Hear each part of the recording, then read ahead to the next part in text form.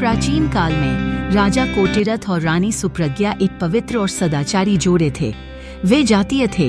एकादशी के दिन वे बिना जल ग्रहण किए दिन रात श्रीहरि की आराधना में व्यतीत करते थे। एक दिन शौरी नाम का एक ब्राह्मण विद्वान हरिबसर आया। राजा ने उसे आदर पूर्वक बैठाया। राजदंपति सहित अनेक भक्तों को देखकर ब्राह्मण बहुत प्रसन्न हुआ और पूछा, हे राजन, आप दोनों को आशीर्वाद दें। आप जैसे वैष्णव इस संसार में दुर्लभ हैं। आपके मन में ऐसा विचार कैसे आया? सुप्रज्ञा ने कहा, हम पूर्व जन्म में महापातकी थे, परंतु एकादशी के प्रभाव से मैं बंधन से मुक्त हो गया। मैं पूर्व जन्म में चित्रपद नाम की बरवनिता थी। मैंने बहुत पाप किए। यह राजा नित्योदय नामक शूद्र था। जब विभिन्न अपराधों के कारण रिश्तेदारों ने उसे छोड़ दिया तो वह मेरी शरण में रहा। हम पति पत्नी की तरह थे। एक दिन मैं गंभीर रूप से बीमार पड़ गया। तेज बुखार। दिन रात त्रस्त, हे हरि, हे गोविंद, हे नारायण, मुझे बचा लो। मैं चिल्लाने लगी। रात्रि को घी का दीपक जलाकर जागरण किया। पूरे दिन कुछ नहीं खाया, यहाँ तक कि पानी भी नहीं। मेरी हालत देखकर वे बिना कुछ खाए पिए मेरे पास बैठ गए। अगले दिन सूर्योदय के समय मेरी मृत्यु हो गई। वह भी अत्यंत कटु हो गए और उन्होंने शरीर त्याग दिया।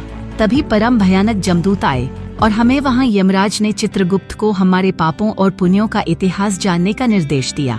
चित्रगुप्त ने कहा, यद्यपि वे अत्यंत पापी हैं, फिर भी उन्होंने एक दिन की एकादशी का व्रत किया, अतः सभी पापों से मुक्त हो जाओ।